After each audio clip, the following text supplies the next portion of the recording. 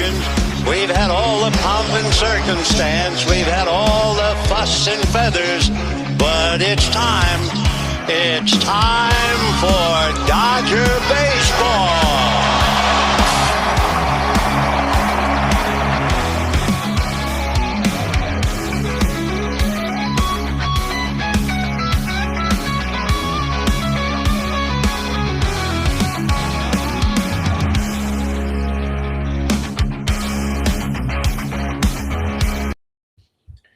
What is going on, Dodger fans? Thank you guys so much for tuning in to the Incline Dodgers podcast. We are presented by Fanduel, TickPick, and BLEAV.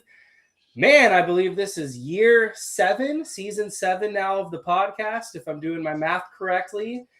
Pretty good ratio, 3 World Series championships during that span now, so a lot to celebrate. Trying to make it 4, including a three-peat. So thank you guys for tuning in. Make sure to hit that like button, hit that subscribe button, wherever you may be watching or tuning in from your favorite audio podcast feed. This is Kevin Klein speaking. You are listening to the official 2026 MLB Dodgers season preview. We've got a lot to cover. Jake Reiner has phoned in some prediction as well, so I'll get to that. I am joined by Ian Nielson. You can follow him at Ballpark ELA. How you doing? Oh man, my favorite episode of the year right here, where we can etch ourselves into glory or be put on the face of a freezing cold take. But I'm doing good. Kevin. The weather's heating up.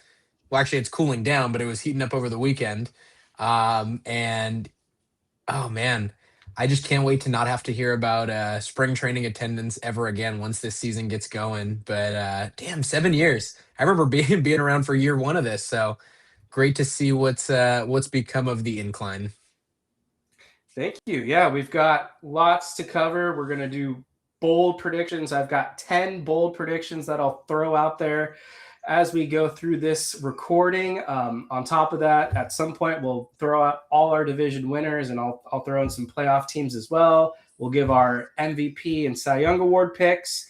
And on top of that, we've got some topics to cover as well. So I think it's time to start with the hard-hitting stuff. And this kind of has been a theme all spring training, but I think it really showed its true colors, and more red flags were raised last night on Monday evening when Roki Sasaki made his first exhibition start, final spring training, however you want to coin it, but it was against the Angels, and it was bad. How bad was it? If you didn't follow along or you don't even know what I'm talking about, in the first inning, he failed to record an out. He had to be pulled after 30-something pitches. He really struggled with his command. I believe he ended that appearance overall after they inserted him later into the game. 6 walks, I believe, and only 2 strikeouts. It was not a good outing for Roki Sasaki, which has been pretty common throughout the entire spring training duration for this guy. And he finished his spring training with an ERA over 15. The command was just all over the place, a lot of walks. Didn't give up the long ball, which was maybe one positive. The fastball was usually 98, 99. But Dave Roberts has been adamant all spring training, as well as the Dodgers, that he will be in the starting rotation. But before I kind of give my deep thoughts, overall, how have you kind of handled Roki Sasaki, and at a high level, where's your head at going into this? Well, again, first things first. I mean, this is the same team that trotted Michael over Fordo basically out there until the calendar turned to October. So I'm not surprised. I'm not surprised that what their idea going into spring is materializing in the regular season. And I don't just think it's with Sasaki only where I'm surprised. He's. It sounds like they guaranteed it to him. He's not Dodgers rotation worthy. Like, I mean, I barely know if he's like Colorado Rockies rotation worthy at this moment in time. The only thing I can like cross my fingers and hope is that third pitch they're trying to develop with him, they ditch that for the regular season, at least for here and now, and just get him doing what's comfortable. like you and I talked about, River Ryan obviously would be a bigger impact pitcher for the team right now, but you don't want to rush the guy back from Tommy John. I get it. Um, I think Roki's going to have a short leash. If he looks anything like he's looked over spring, which we should imagine he might, I don't see how he makes it past April on this roster. Yeah, and that's going to be kind of one of my bold takes later on, but I'll kind of hold back on that part. But yeah, I mean, it's interesting.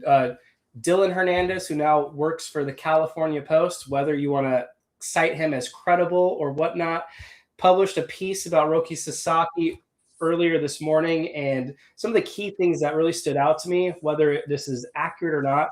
Apparently, Roki Sasaki has kind of been more vulnerable recently, and he basically said he's open to a minor's demotion if it makes the most sense. So that's kind of a change of attitude, I feel like, kind of from where we were heading into spring training, where I want to see this guy sound confident. I want to see this guy prove that he's a legitimate MLB starter. And from everything we've seen in these few spring training outings, he's about as a mechanical mess as I've seen from any Dodgers starter over the last few years. Like, in a vacuum, I don't even know if he's good enough to start in AAA, to be honest. Like, he might have to prove himself in AA to be truly worthy. I know the Dodgers won't do that, but if you kind of fight back to last season when he first started with the Dodgers, threw about 36 innings, or actually I think it was like 20 innings, and was a mess. Then they put him on the IL with the shoulder injury.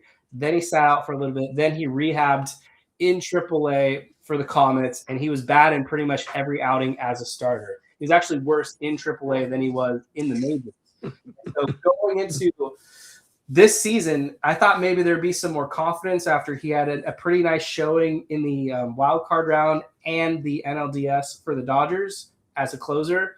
Had some regression in the later rounds, but thought maybe he turned the corner. And out of the gate this spring, I mean, the velocity was there, and the splitter was good, and he started to work a couple other pitches. The cutter was actually effective, and the two-seamer was decent. But in terms of the mechanics at the end of the day, like he's being treated like a Lamborghini, but he runs like a 1950 Honda Civic. It's just a disaster right now. And so going into where he's at currently, I'm really worried about him, and I don't know how much of a runway they'll give him, and I don't know how this is sustainable. Well, the biggest problem I have with it, and you know how I felt from the beginning, they didn't invest hundreds of millions of dollars into him. If this was Yamamoto, oh my God, sky's falling. It's not.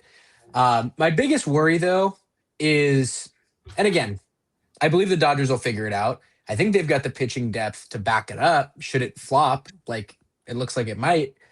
My biggest concern is you don't want to tax the bullpen. Yeah. The Dodgers bullpen, let's be honest, did not look that bad last season up until you got about, I feel like 4th of July is when it really started to rear its ugly head, and you're like, oh, like this team might not win the division. This team might be playing a wild card round on the road. And I think a lot of that had to do with the stress that was put on the relief pitchers early in the year. I get it. You signed Diaz, and you're going to hope Tanner Scott looks more like he did at the beginning of spring training, and all these pieces come together.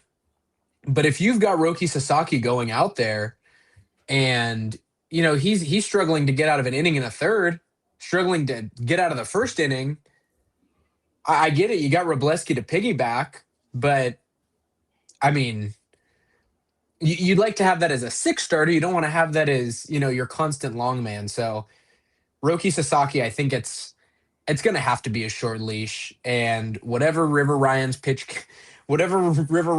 innings limit is, I think they'll be keeping a close eye on that come, the turn of May, June, whatever that is. Yeah, I think you hammered home a pretty important point, which is the ripple effect of a guy like Roki Sasaki potentially taxing the Dodgers bullpen in every potential outing that he has. And it was just baffling to me because every start going into his next outing, you'd hear Dave Roberts say, today's expectation, we want him to go 3 innings. Today's expectation, we want him to go 4 innings. Today's expectation, we want him to go 5 innings. And every single time he failed to check that box. And it wasn't that he just failed it. He wasn't even close. Not even close. Pretty much every outing, they had to pull him early on top of that and then insert someone to kind of save him and get those outs, then put him back in when there's no more pressure. But at that point, the Dodgers were already down in the game. So I don't know what's going to happen when you don't get that get out of jail free card and you actually have to be the one to get those outs. But yeah, you mentioned Justin Robleski, who initially the strategy was going to be he was going to piggyback Shohei Ohtani as they continue to build Ohtani up. But now they've kind of had to change that mindset. And now Robleski is going to be the emergency guy, it sounds like, for Roki Sasaki, which I think they're going to have to go to that card instantly because I don't trust Sasaki at all. And so the Dodgers' rotation to begin the season, it's going to be Yoshinobu Yamamoto, obviously deserved. Emmett Sheehan will actually go game 2. Tyler Glasnow 3. Then the next series, you'll have Roki Sasaki and Shohei Ohtani, which is kind of an order that scares me a bit because you've got Sasaki, who could get shelled or get pulled instantly after an inning or two, followed by Shohei Ohtani, who they're trying to keep his innings down, I think, to start the season. I know they don't want him to go more than 6 this early on. And so that's back-to-back days where you're potentially taxing the bullpen. Let's hope that Cleveland offense projects as bad as everyone hopes for that second series of the year. Yeah, so you already talked about it. This was also one of my bold predictions as well when it comes to Roki Sasaki. I think he's out of the Dodgers starting rotation by May 15th, middle May. That's probably anywhere between 4 to 6 starts, depending on how they want to mix and match.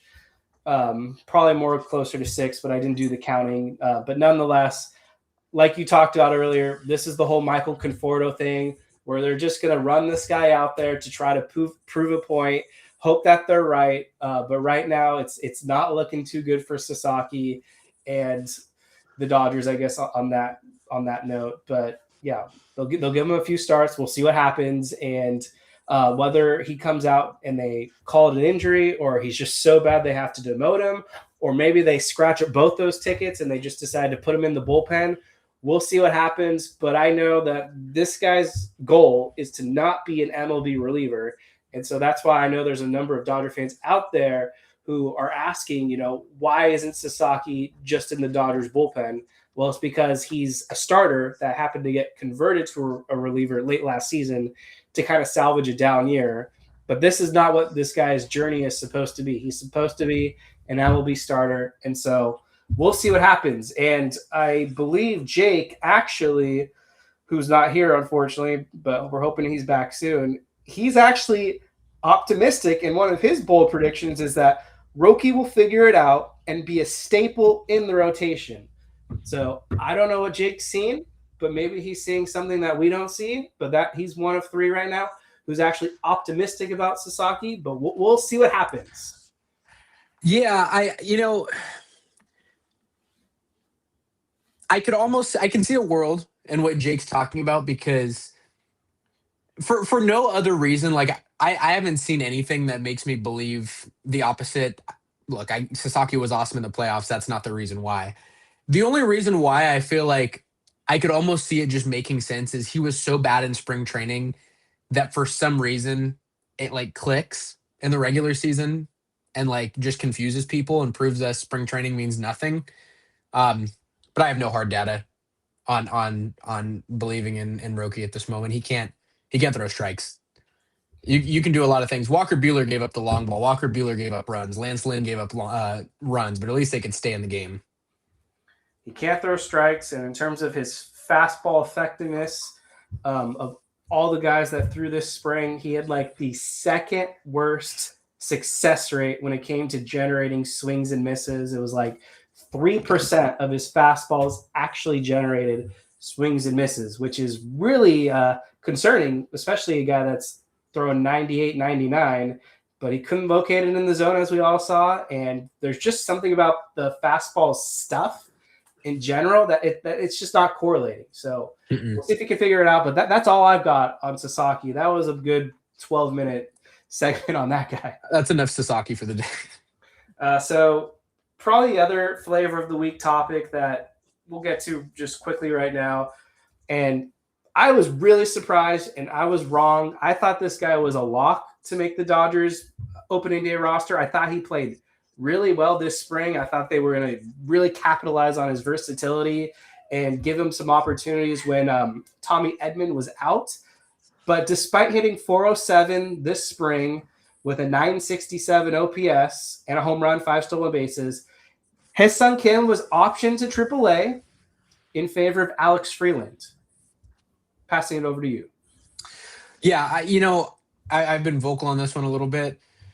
Glad I waited a day to start talking about it, because it's not so much Kim starting the season in AAA that gets my goat on this one.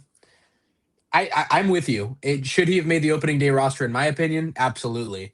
I think he provides more value than Freeland. Obviously, he can play the outfield. He can play more positions. He flat out had better numbers. I don't care what the peripherals say.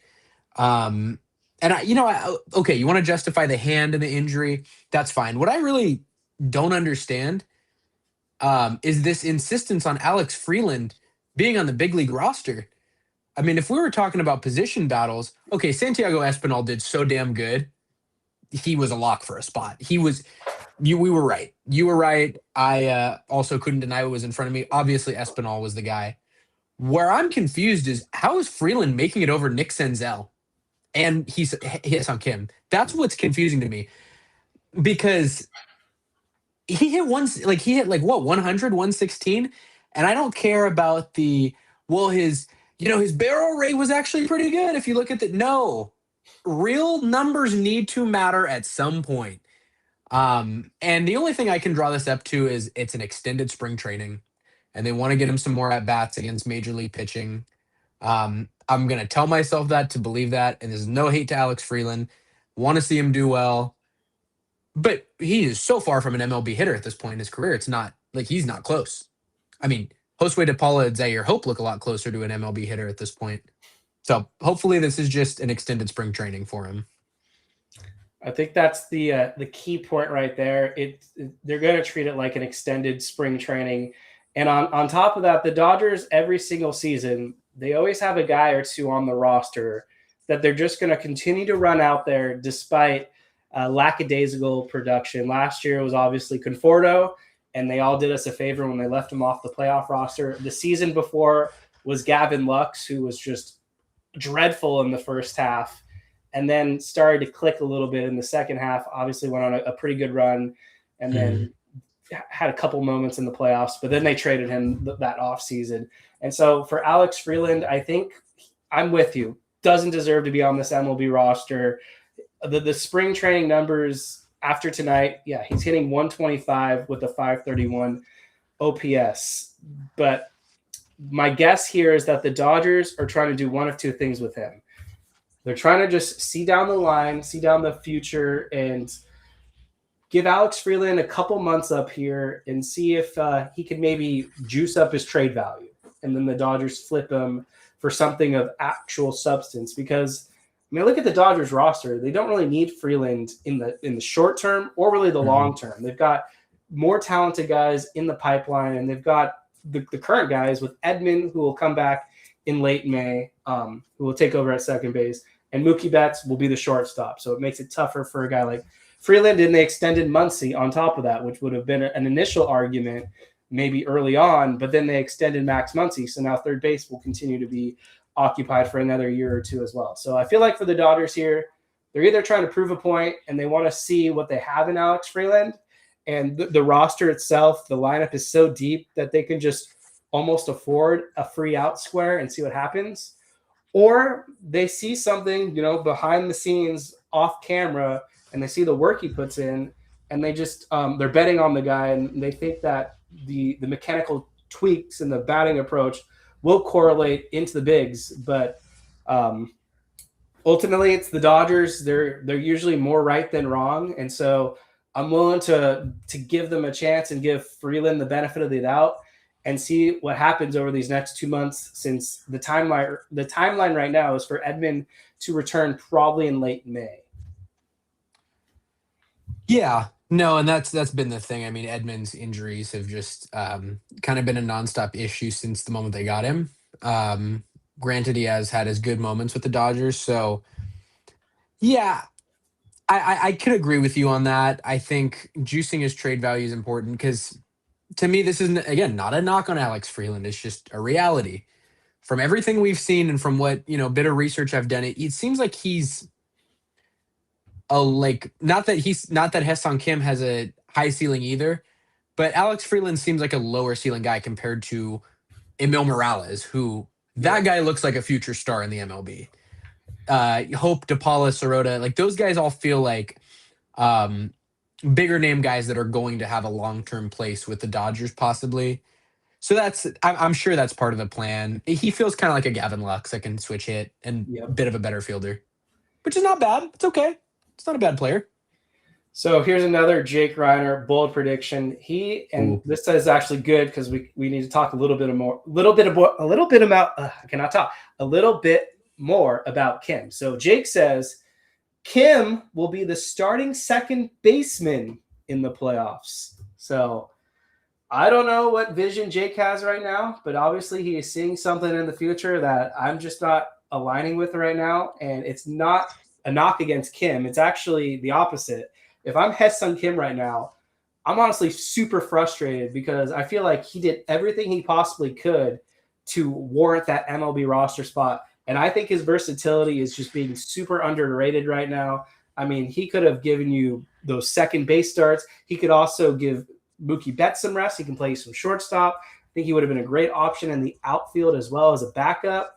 And I love his speed, the defense, and I think he can get some good contact on the ball and get some base hits. I don't care if he's not hitting the ball hard. As long as he's getting hits, that's what ultimately matters to me. I'm not one of those nerds that is going to be on the train. Like, I'd rather have Michael Conforto, who's hitting at 100 miles per hour but getting out, versus Kim, who's hitting at 80 miles per hour but getting on base. Like, those stats have always been bullshit to me, in my opinion. I think there's an approach that matters more than just hitting.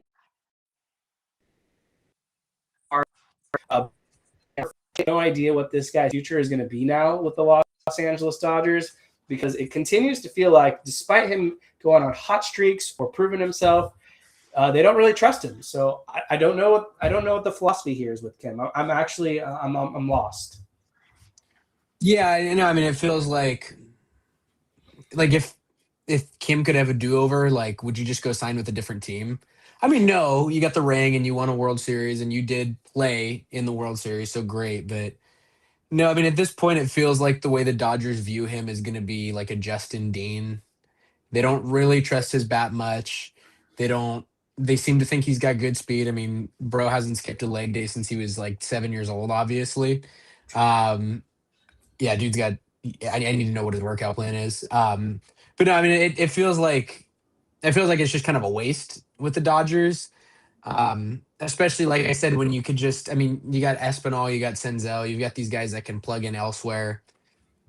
I don't know. Like it just doesn't really feel like he's got um, much of a future with the Dodgers, unfortunately. But I like him, and I think he fits a role very well. And I'm with you on the whole. It's the same thing with Alex Freeland when people are talking about the exit velo and everything. Yes, there's a place for that. There's a time for that. It's valuable. It's good data. But the way people have just deferred any and all hundreds of years of baseball knowledge onto these things, guys, production matters. Numbers matter. Hits, getting on base, like, matters. This matters. Absolutely.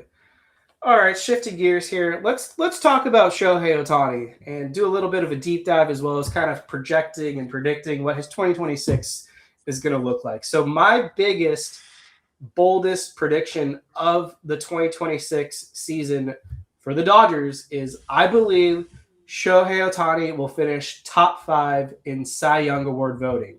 He may even be a finalist. I'm actually very optimistic when it comes to the workload he's going to get this season. I think a lot of projections are a bit conservative, maybe ranging between 110 to 120 innings thrown. Personally, I think he's going to sit somewhere between 140 to maybe 150 innings thrown. And I have been on this train from the start of the offseason. And I'm going to join him on the mission, whether it's a legitimate mission or Mission Impossible. But I do think that Shohei Ohtani wants that Cy Young Award, and I think he's going to do everything in his power, as well as I think the Dodgers are going to be a little bit more lenient as well in terms of letting him get those innings and that workload out there. But this is a guy in just 2 spring training outings threw 8 innings and had 15 strikeouts, including, I think, 11 in 4 innings tonight against the Angels. He just carved them up. And so because of the Sasaki struggles, because of Blake Snell on the IL, we're kind of at a point now where the Dodgers, I think, to an extent, kind of need to lean on Shohei Ohtani as a starting pitcher. Yeah, I mean, what is there to talk about Shohei that hasn't been said? I mean, he's the greatest player of all time, and it kind of feels like he's got the golden god card with the Dodgers for an organization that controls everything with the way things go with their players. He wants a Cy Young. I think he's got this year and maybe next are his only chances to really do that. And I think they're going to let him have his shot. You probably need to have about 150, 160 innings to qualify and really win a Cy Young nowadays. And, well, I think they might be conservative to start the season. They're going to have him fully extended by mid-May. It's just, yeah, I mean, what is there to say that hasn't been said? I think it'll actually be a year where we focus on his pitching more. Yep. So I think, funny enough, out of the 3 years, we might see his offense slightly come back down to earth. Still going to be probably a 40-plus home run guy, but what is there to say that can't be said? We've said it enough. Right on, yeah. I still think he's going to hit roughly 48 home runs this season. Yeah. It's interesting because right now they are stating that they don't anticipate giving Ohtani off days after he starts. And I know that there are some stats that kind of contradict one another. There's been years on the Angels where his offense takes a dip on the day that he pitches. But we've also seen in the playoffs, on a day that he pitches, he can throw 6 shutout innings and also hit 3 home runs. And so, I feel like for the Dodgers, it's not really a worry right now about the pitching affecting the hitting. I do agree with you that you're not going to probably see a 50-plus home run season this year, but I wouldn't doubt it. I mean, he can still, he's more than capable of it. But I'm expecting, and I think he's going to pitch the full season. I'm not too worried about injuries. From an offensive standpoint, I don't think we're going to see much of a dip either. He should win the National League MVP pretty comfortably, I would say as well. I just don't think there's really anyone else in this league that even comes close. Like Juan Soto would be the next guy, but because his defense is so pedestrian, I don't think he's going to win MVP. Ronald Acuna Jr., another guy you can't count out, but probably won't win MVP either unless he's going to do something crazy and steal 100 bases maybe. But, yeah, it's Ohtani's MVP. I think he's going to win it, no problem. And, yeah, I mean, he's the best player on planet Earth. He's going to do everything that you expect him and more. And this should be a really fun 2026 because, yeah, I think this is going to be the season where we talk about his pitching more than his hitting. Well, yeah, it feels like Shohei Ohtani is a shoo-in to win the MVP every year because he's way too valuable.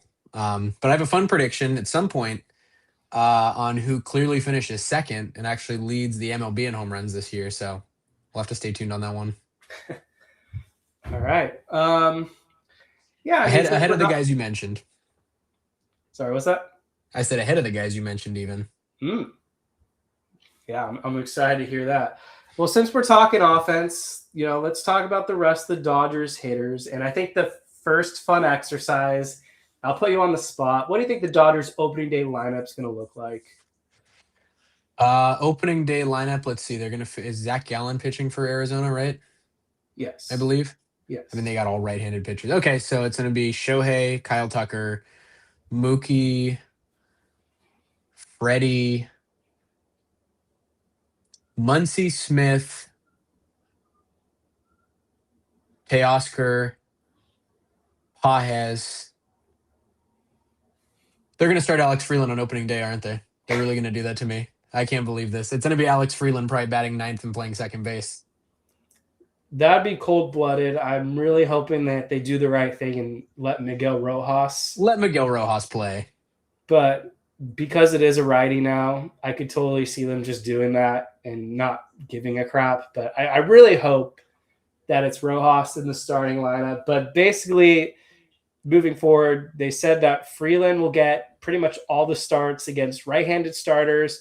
Rojas, therefore, is basically in a platoon spot. He'll only start against lefties, and Espinal will probably only start against lefties as well. In terms of the Dodgers lineup, the way I'm looking at it right now, they mentioned that they're not too worried about Will Smith and Dalton Rushing eating into his time, which I don't think that's going to be a story either. But yeah, these guys are going to play a lot. You're going to see Freeman in the lineup basically every day. Betts will be in the lineup pretty much every day. Who else? Pages will probably play almost every day. Teoscar, same story. So now kind of getting into some of these Dodgers and predictions wise. So Kyle Tucker obviously was the big signing along with Edwin Diaz. 4 years, $240 million contract, hitting second. Obviously high expectations. So one of my bold predictions for this season, and then I'll get your thoughts on this.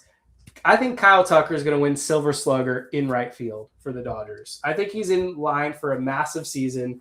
I got him hitting like 32 home runs. I think he'll drive in 100-plus RBIs. I think he's going to score 100-plus runs. On-base percentage will be in the 380s, maybe 400. He's going to have a monster year. Yeah, I hope you didn't eat anything dry before this podcast because you might choke when I tell you that I drafted Kyle Tucker in my fantasy baseball league at 16 in the second round, which is a travesty. I said earlier, I love your prediction. I love where your head's at, and I'd like to know probably in a second what your final predictions are for his numbers. I know you mentioned kind of what you expect him hitting, but maybe what a lofty goal is. I said I predict someone's gonna finish clear as the number 2 in NL MVP voting and actually push Shohei, maybe take a first place vote or two, and it's gonna be Kyle Tucker. Kyle Tucker is going to lead the MLB this year in home runs with 55. I know it sounds insane, but when is the last time we saw? And I know it was last season in Chicago was a kind of a down year for him. And it feels like he's kind of not been fully healthy since before the injury in Houston. But when he was with Houston, it felt like just overall better Cody Bellinger as a hitter. I mean, that's kind of the comp I've always had for him. Very similar player. And I think hitting in a lineup where, okay, you're going to have to pitch to him because you're going to have Mookie Betts around him. You're going to have Shohei in front of him. You're going to have Freddie Freeman down the I can't remember the last time I saw a free agent join this stacked of a lineup and then get placed right in the perfect spot behind the best hitter in baseball, basically, or at least the best hitter in one league. That high. He's going to have so many opportunities. He's going to play every day. I think Kyle Tucker is going to have a monster season, like an insane MVP level season if Shohei didn't exist. That's very bold. If he hits 55 home runs, that would have my jaw drop to Australia. Not gonna lie. But yeah, I mean, I'm with you. You wanted my overall predictions. I mean, I'm not gonna go that aggressive. 32 to 35 home runs is kind of what I'm foreseeing. I know when he was with the Cubs, he looked like he was on pace for like 40 plus home runs and then had the hand injury, which made him take a big step back. But yeah, I mean, 110-ish RBIs, I think, is something he's more than capable of. The WRC plus 150, 160 range, wouldn't be surprised there. What I'm actually most curious about is how many stolen bases will we get out of Kyle Tucker? Will he be super aggressive and try to go for something more in line with 40 stolen bases? Or is he going to be a little bit more conservative how he's been the last couple of years in low 20s? So that's definitely a stat I'm very curious to see. He should hit a lot of doubles, maybe some triples as well. But yeah, it should be the Kyle Tucker show. Yeah, 27 to 32 stolen bases feels about right. You'll probably get a little bit more than usual. So, it's brought up a guy that I actually also had a bold prediction about. So if Pages doesn't fall off the face of the earth, do the Dodgers extend him? I honestly don't know because I feel like the Dodgers aren't really in a rush to try to extend Andy Pages. They also have so much depth in terms of outfielders that they might just, unfortunately for him, we'll see. They might have 3 guys that are just better, and then they have to maybe move off of Andy Pages. But that's too far down the future. In terms of Andy Pages right now, maybe this number's too high, but I think he's going to have a huge season for the Dodgers as well. I think he's going to hit 30 home runs for them this season. He was pretty close last season, was in the high 20s. At Dodger Stadium, he was a monster at home, just had insane, like Kyle Tucker-like numbers, I guess you could say, at Dodger Stadium, like OPS close to 1,000, but struggled on the road. I think this season you're going to find more of a balance and probably see somewhere between 18 home runs at Dodger Stadium and 12 home runs on the road. Maybe he takes advantage of those Coors Field games and just stacks there. But yeah, I don't think the playoffs tell the story of who Andy Pages is. He's their primary center fielder. He's going to play a lot, and he can hit righties. He can hit lefties, obviously. Andy Pages, 30 home runs, take it to the bank. That's not crazy to say. I'm high on Teoscar Hernandez as well, to be a guy that out of the outfield also hits well, but I think they have a really good productive outfield in terms of hitters. Andy Pages feels like the Dodgers are going to get him paid. It doesn't feel like they're going to pay him per se, but it feels like one way or another these years they're gonna be a benefit to him. I could see the Dodgers extending him, and I could see him agreeing to like some like 3 or 4 year, $25 million, $30 million a year extension, but I just don't see him getting a long-term deal. They have too many good young prospects they're not interested in trading. Yeah. I think they're going to wait. I think they're going to hold off until some of that money gets off the books.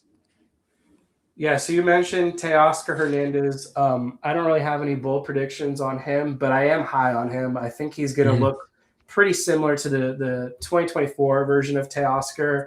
And so this was also another Jake Reiner prediction.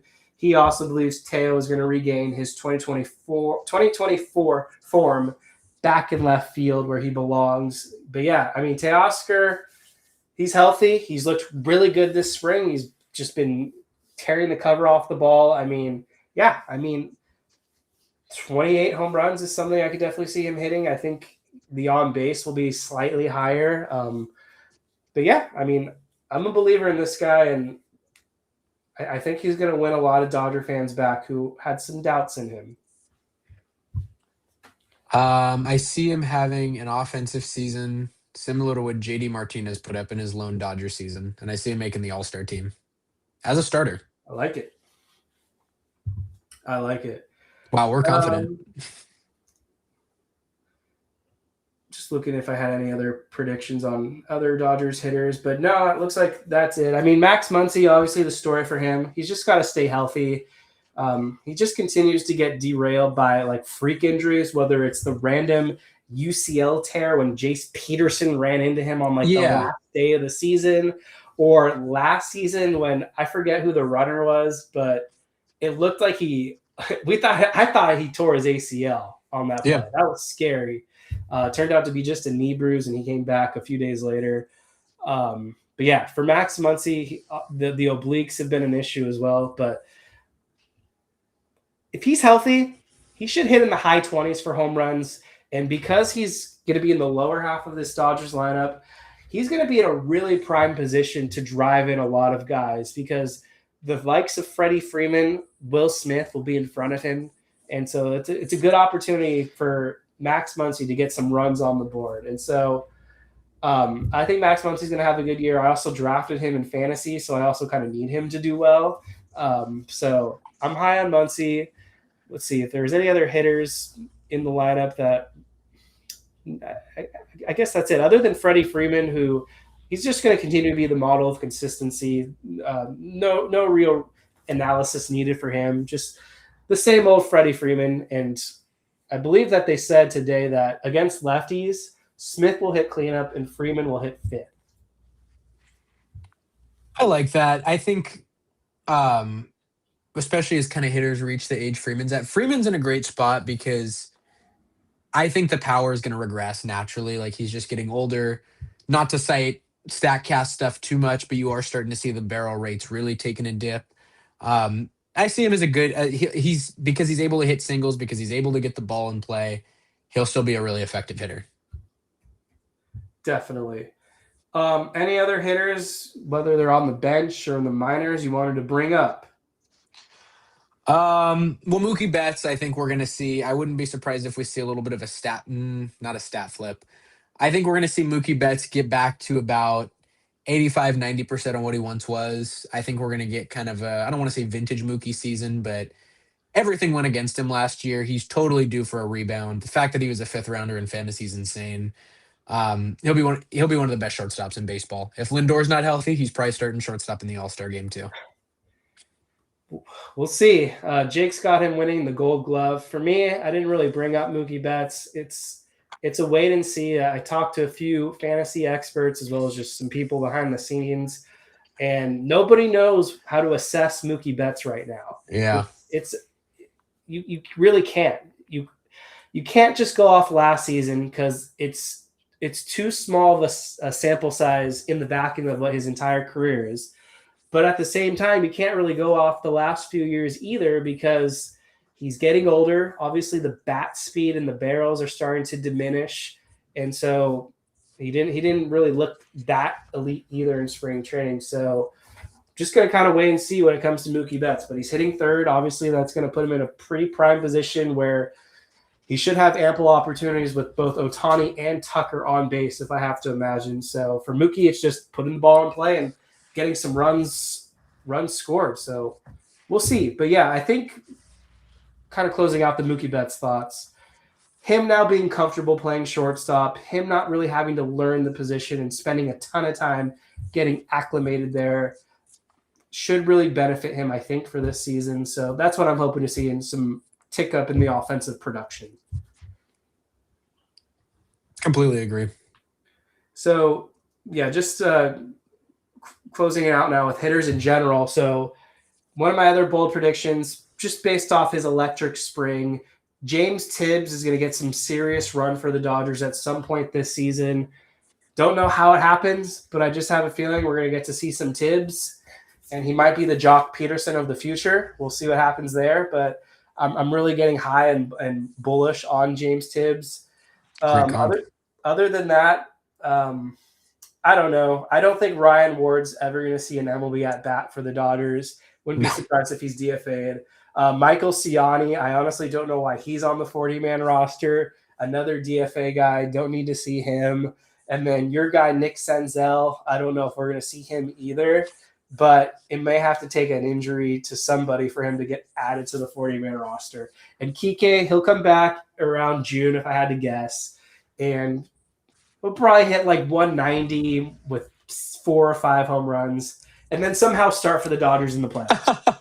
He'll be playing second base. He'll be playing second base or center field for some reason. Yep. Or third base against righty or against lefties. Yep.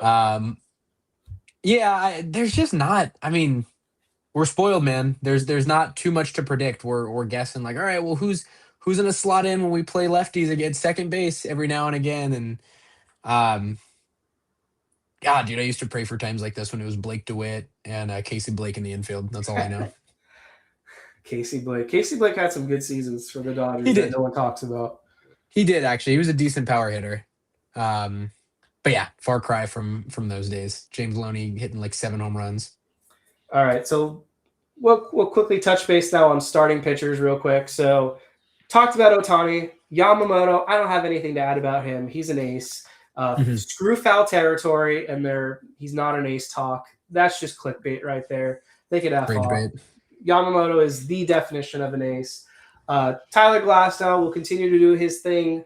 Blake Snell, not too worried about him either. Obviously a slow play. They don't even need him till June or July. So whatever there, you're going to have second half Snell, and he'll ball out. Let's talk about more of the fringe guys. And if you want to talk about one of those other names I just mentioned, you're more than welcome to. But here's some quick thoughts. Emmett Sheehan, not worried about the velocity drop off at all. To me, that was just mechanical adjustments and him trying to find and tweak certain things. For me, one of my bold predictions, I think I wrote it down. If not, I'm saying it anyways. Emmett Sheehan will lead the Dodgers in innings pitched this season.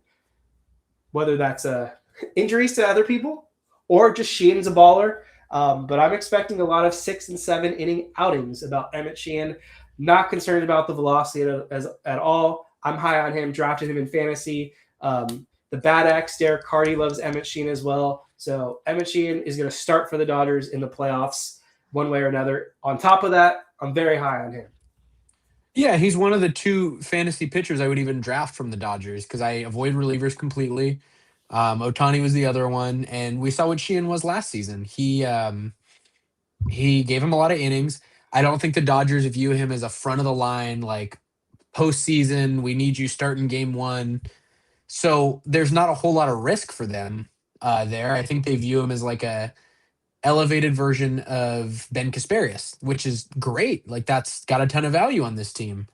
Saying Yamamoto's not an ace is insane. Even if I don't think he may reach the same numbers as he did last year, I think it's always fair to count on a phantom IL spot just to get these guys some rest. So I think that'll happen to all of them at some point, sans Sheehan.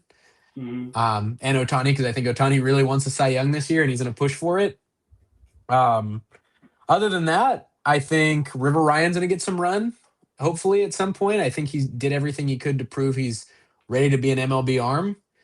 I don't think Jackson Ferris will see up starting for the Dodgers at any point this season, but he's like an interesting Blake Snell light. Again, I think we're going to get more starts out of Ben Kasparius and Justin Robleski than we might imagine. It always happens. So pitching, I think we're going to see more of the same what we always see. The true aces, you'll probably get 3 of them stay under 120 innings or 130 innings. And that's Glasnow, Yamamoto, and Snell. I don't think Ben Kasparius should or will start for the Dodgers at all this season. I think they're going to really utilize him as more of just a more advanced Ross Stripling out of the bullpen, to be honest. Like it should be kind of in line with bullpen Kenta Maeda. That's how they utilize Ben Kasparius, because I just don't think he has the durability or the natural ability to be a starter. But when he's an effective reliever, he's super highly effective, and the stuff is just showcased that he can be one of the nastiest guys coming out of the Dodgers bullpen. I actually think whether people are going to like this answer or not, you'll probably see Landon Knack get a few starts. I knew you were going to say that. He's on this roster for a reason, and that's for spot starts when they call him up from Oklahoma City. And even if it's a punt game and he goes out there and gets shelled, he's just there to protect the bullpen and eat it for that day. And the Dodgers, they can afford to salvage and punt 10 to 15 games if they really want. So you'll probably see a little bit of Landon Knack. On top of that, your guy, River Ryan, I think he's going to get called up probably in early May. He'll probably make somewhere between 12 to 18 starts this year for the Dodgers. Wow. I had to guess. I think he's gonna get a pretty heavy and healthy workload. Justin Robleski is going to be more of that Ben Kasparius type, where Robleski is going to get a good handful of starts and really start to cement himself as maybe more of a long-term starter, whether it's with the Dodgers or another organization. But I think Robleski holds those keys. And then when it comes to Kyle Hurt, I was surprised he didn't make the opening day roster as well. But another guy that maybe they use him as like an extended opener if they need. And whether he goes 3 innings to start or maybe he's built up to go 4 or 5, don't know. But Kyle Hurt naturally can be a starting pitcher. So we'll see what happens. But they've got their options, and we'll hopefully Gavin Stone comes back as well at some point. But that's all I got with the starters. I don't think they're in trouble. I don't anticipate them needing to make a trade at the deadline. I think they're pretty set. And if they have to, for a God bid, give Cole Irvin a start and then DFA him, that's another possibility as well. Servite legend, man. Give that guy a start. He deserves it for all he did for La Habra High School. But no, I completely I completely agree with the Landon Knack thing. I'm joking. I don't think he's too bad at all for the Dodgers purposes. Gavin Stone totally slipped my mind, man. I was stoked about him in spring training, and I know he's been hurt, and they're not going to rush him back anytime soon. Um, but I really hope we don't see a Bobby Miller. Nah, I'm not going to even put that in the air. Hopefully, we see more of a at worst um, good Tony Gonsolin run at a Right. Stone. I think we can get better though. You mentioned Bobby Miller. I don't even know if we're going to see him called up at any point for the Dodgers. He's on the 40 man, but it's dark for him. So let's He's a move to reliever. relievers real quick. But before I do that, I want to just make sure for those watching right now, hit that like button. If you have questions for the two of us, drop those questions in the chat. We'll try to get to those. So the bullpen, I've got some bold predictions. So I guess I'll start on a positive note. Tanner Scott, I'm high on him. I think he's going to lead the entire National League in holds. Why I say that? Because Edwin Diaz is now obviously the closer, and Tanner Scott, this is a great opportunity for him to really prove that contract. They gave him this fat contract a year ago. It was a disaster year one. The 10 blown saves, didn't pitch for the Dodgers at all in the postseason. Now he's shown some flashes of brilliance. He's also still shown some signs of the struggles. But for me and Jake as well, we're both high on Tanner Scott. So laying it down the line right now, leads the National League in holds. And no, I am not going to opening day. It is way too expensive, but thank you for asking left on base too often. Yeah, I don't disagree with the Tanner Scott take. I don't know if we're gonna see him lead the MLB or the National League in holds just because um, one, I think they're gonna be cycling in him and Vesia, obviously back and forth as high leverage lefties, and then there's a lot of talent in that Dodgers bullpen. Also, there's a lot of talent in that Dodgers lineup, so I'm not sure how many save opportunities Edwin Diaz is even gonna get. But no, I'm right there with you on the Tanner Scott thing. Look, I know I saw a tweet that was amazing, and it said the Dodgers found their Gabe Vincent, and it was a picture of Tanner Scott. That whoever tweeted that was incredible. But I think he'll be fine. I think he was so horrendous last year that regression to the mean has to be something. I even think, despite his older age, I think we might see regression back to the mean in like Blake Trinan, because if you look at I hate to do the advanced metrics thing again, his fastball velocity was actually worse in 2024. It was actually not bad last year. Problem was he was just leaving stuff in the zone. I think a 15 ERA in September was insane. We're going to get more, effectiveness, but I think a lot of these guys that were former high leverage relievers, we're going to start seeing more like sixth inning guys. And then it's going to be the Vesias. Maybe a Kyle Hurt comes on at some point and becomes a high leverage reliever that we see getting those holds. So I'm going to combo package this. This was two of my bold predictions. So River Ryan, I have him making the playoff roster in a relief role. I'm glad you brought up Blake Trinan.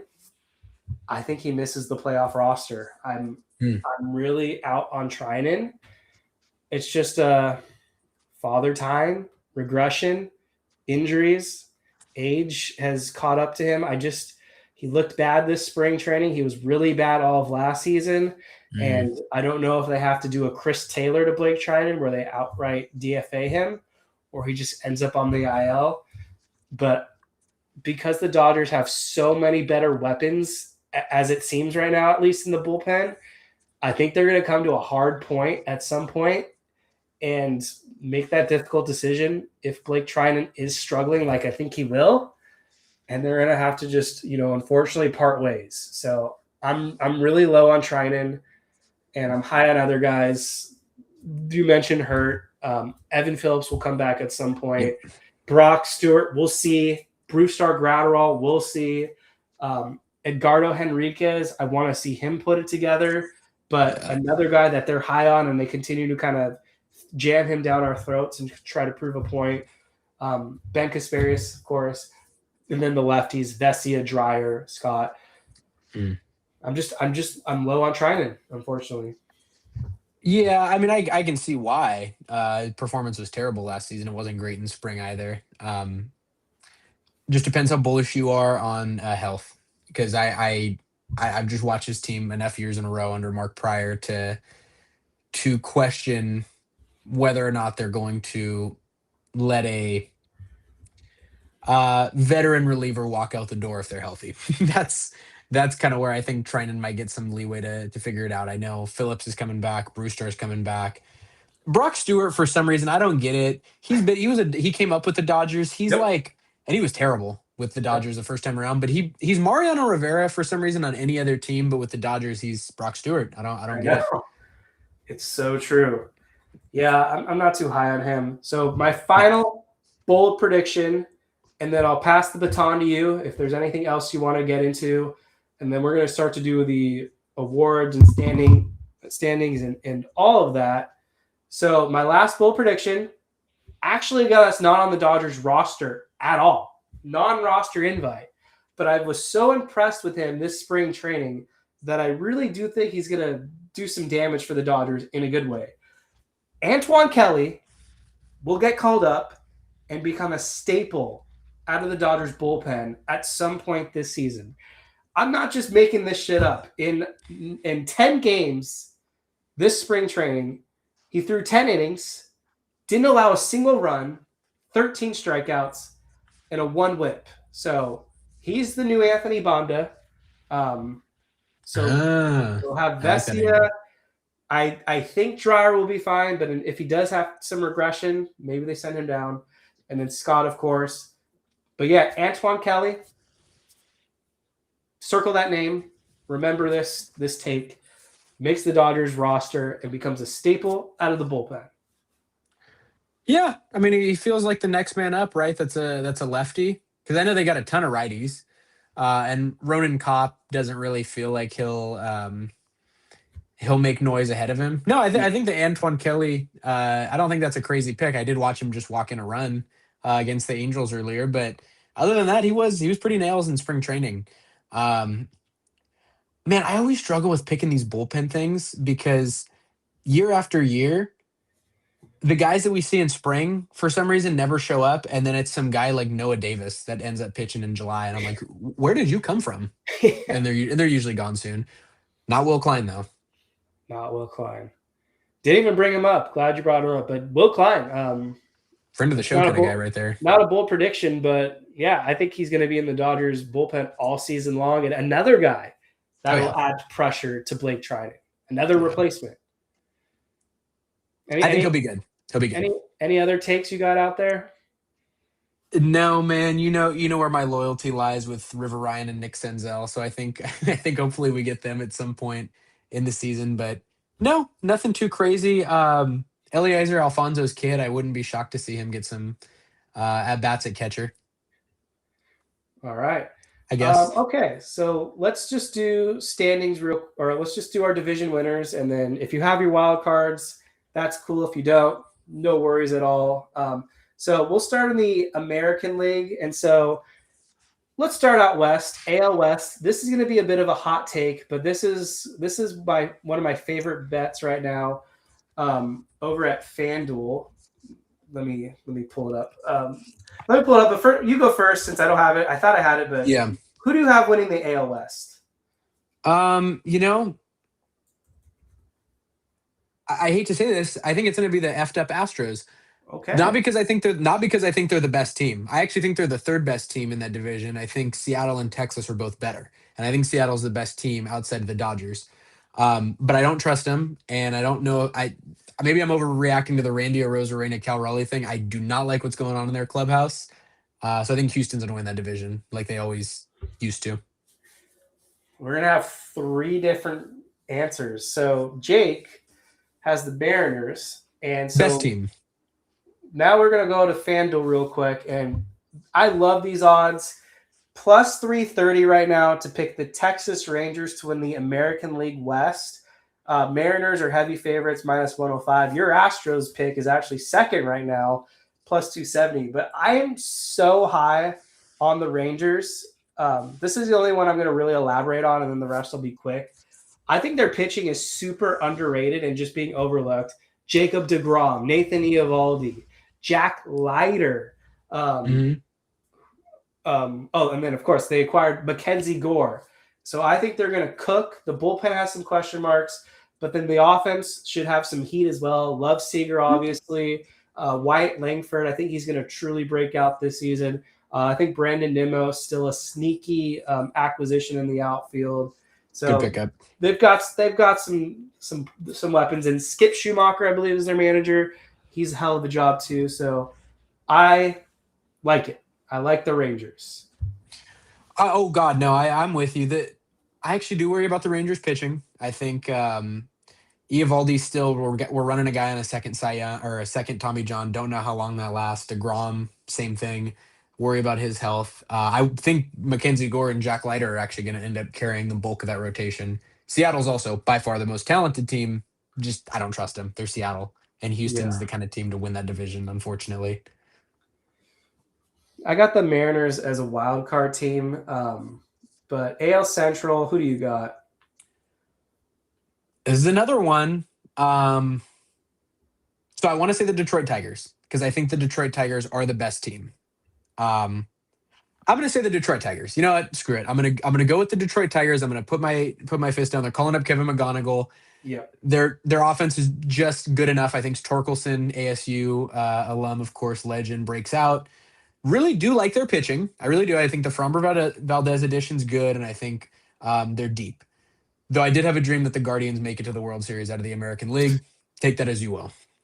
Yeah, Their Jake's offense is got them as terrible. well, and I've got the Detroit Tigers. The Valdez acquisition is what really won me over. That's a Yep. nice 1-2 punch. And then the AL East. This one we might have some different answers. So Jake has the Blue Jays.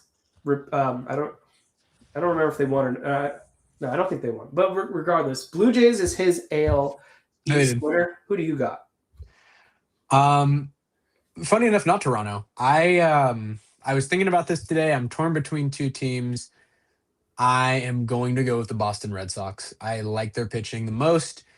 And I do believe in Roman Anthony to carry the lineup. I think they got a lot of young firepower. I think it could go south, but I believe it goes north.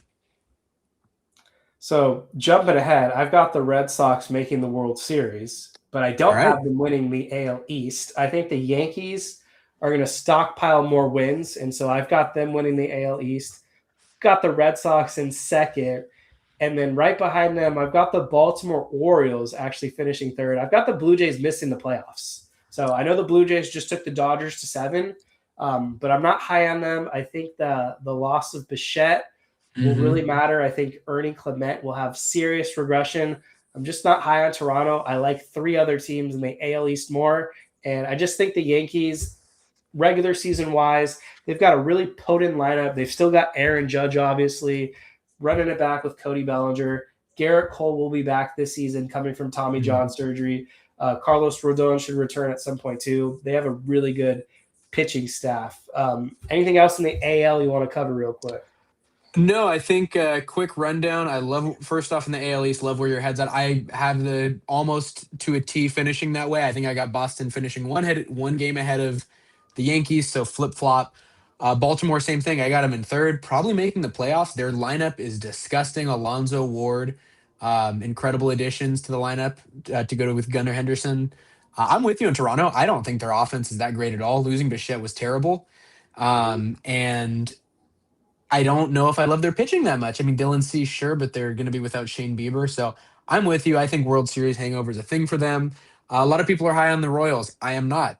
I love Bobby Witt Jr. I do not like the rest of that roster very much, and I'm not super high on them. And as fun of a pick as the A's are, man, as long as they're going to be playing in Sutter Health Sports Park with people that don't strike out 200 guys, yeah, you're going to have 4 guys that hit 50 home runs, and then you're going to have 4 starting pitchers with an ERA over 6. It's a 77 win team. So Jake's AL MVP, Aaron Judge. Jake's AL Cy Young Award, Tarek Skubal. For me, I'm actually going to go with Bobby Witt Jr. as my AL MVP. And for my AL Cy Young, Garrett Crochet. Ooh, I like those. AL MVP, I feel like it's got to be between Bobby Witt and Aaron Judge. I am actually going to side with you on that one. I think because Bobby Witt Jr. Um, is going to be able to be more of a five-tool player than Aaron Judge. I also think Aaron Judge, hate to make this prediction just because he's been doing it. I think we'll see somewhat of a comeback down to earth, kind of Ooh. opening the way for Bobby Witt Jr. There's going to be some voter fatigue. Just feels like the better overall pick. AL Cy Young, this is where I get totally lost on this one. Um, I'm going outside of the top picks of Crochet and Scooball.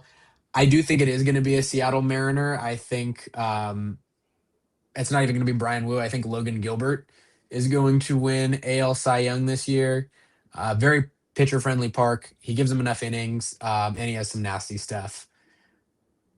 I like that. I think I had Gilbert a year or two ago, and obviously he didn't hit, but no, Close. I'm high on him as well.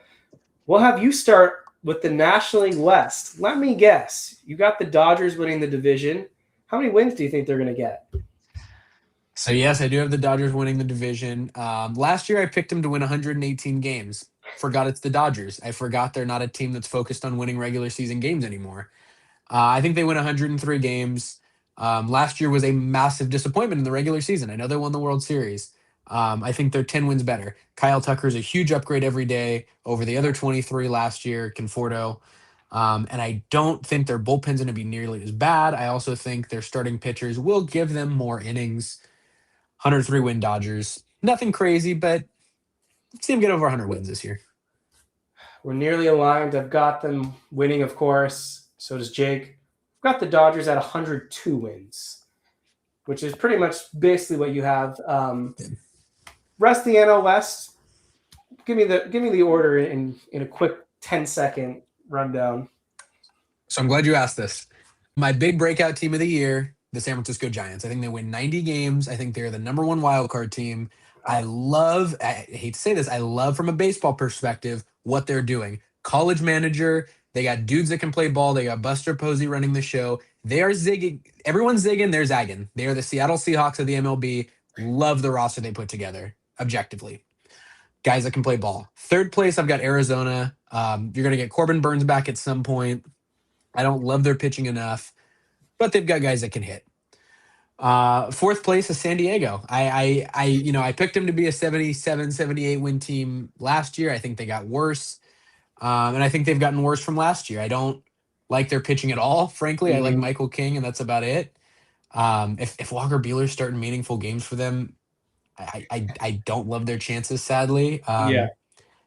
Manny Machado probably is due for some regression, so you're putting a lot on Jackson Merrill and Fernando Tatis's shoulders, and then obviously the Rockies are going to be last place. Yeah.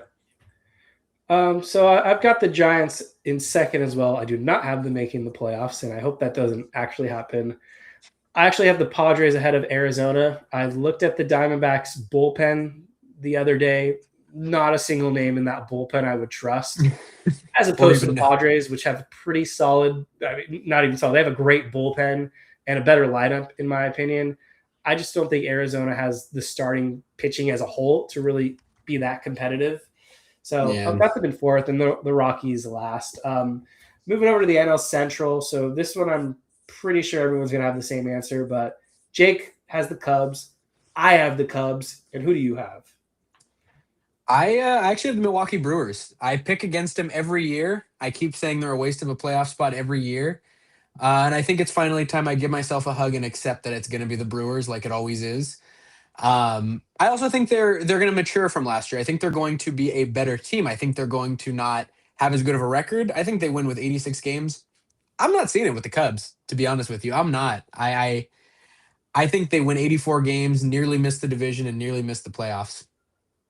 So I'm in the minority, I'm guessing, at this point in Los Angeles, but I think Pete Crow Armstrong is actually legit, and he just got paid. I think it was actually warranted. I think he's a true all-star in the making. Bregman's just going to add some good presence.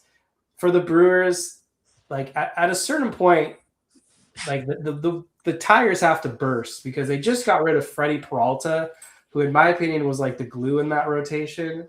So I don't know, but you could be right. And then finally, This, in my opinion, is going to be the most fun division from a competitive Mhm. standpoint. NL East, who you got? Mets, decidedly. I've got the Mets as well, barely, but I've got them winning it. And then Jake has the Philadelphia Phillies. I've got the Phillies as a wild card team. I also have the Braves as a wild card team, despite Me the too. injuries. And so to quickly recap that, so the division winners for me, Dodgers, Cubs, and the Mets. I also will have the Braves and the Phillies making the playoffs. And my last team to make the playoffs will be it's going to be the Brewers as a wild card team. Yeah. To recap, I've got the Dodgers 1 seed out of the West. I've got the 97 win Mets finishing in as the 2 seed winning the East. 86 win Brewers are the lone team to come out of the Central. And then I've got the upstarts, shocking, surprising San Francisco Giants as the #1 wild card team, behind manager Tony Vitello, first college manager hired right from the ranks, I believe.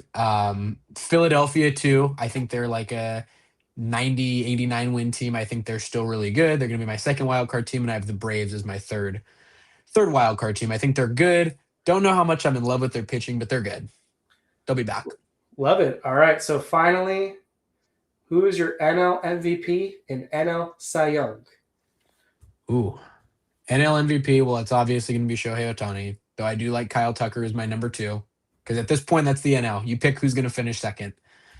And then National League Cy Young. I know Shohei Ohtani is going to be on a warpath for it, but this is where I'm going to go basic. I'm going to go with the money. I'm going to go with everybody else. It's going to be Paul Skeens. He's going to get 220 plus strikeouts this season. We saw what he can do in the World Baseball Classic. He's the best pitcher in the world right now, I think. Yeah, I can't go against Paul Skeens either. So I'm Yeah. locking him in with you for the Cy Young. No Dodger. Jake has Yamamoto, but he picks a Dodger, I think, every season. I love it. I don't think hardly any of those Dodgers are going to get enough innings to qualify. Yeah, and then NL MVP, Shohei Ohtani across the board. And kind of to your point, I've got Juan Soto as runner-up, due in large part to probably helping the Mets win the division. He's gonna be more comfortable, and I think the lineup is better. So pretty high on Juan Soto. He'll probably win runner-up. And so closing it out now, my final thoughts, I don't really have any, but I just want to let everyone know. So opening day is Thursday, March 26th, 5:30 p.m. Pacific. Zach Gallen against Yoshinobu Yamamoto. Then going for the Diamondbacks will be Ryan Nelson. Emmett Sheehan, I believe, will throw for the Dodgers. And then Eduardo Rodriguez, final starter, lefty, going against Tyler Glasnow on Saturday. Any final thoughts? Anything else you want to get out there? This is your opportunity to throw it all out there before 2026 officially starts. Well, I think we saw the best of Eduardo Rodriguez. I don't think we're going to see a Venezuela performance for him at Dodger Stadium, but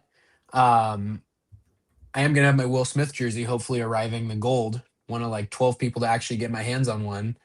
Should be arriving at 3:45 Pacific time right before that game. So I'm going to have to shed my skin, put that one on. And yeah, man, I like I said, Dodgers, nothing to complain about. It's paradise here. Let's get baseball started. I thought I was baseballed out. Bring it back, man. I'm itching for it. All right, that's all we got for now. Might be live in a couple days once these baseball games start. But thank you guys for listening to the official 2026 MLB Dodgers preview. Let's go. If you're watching on YouTube, hit that like button, leave a comment, let us know some predictions. If you're listening on the audio feed, you can leave a comment, leave a review, let us know some of your predictions as well. But we're here, 2026. Let's go, Dodgers. Let's get that World Series championship. Thank you guys for listening. We're out.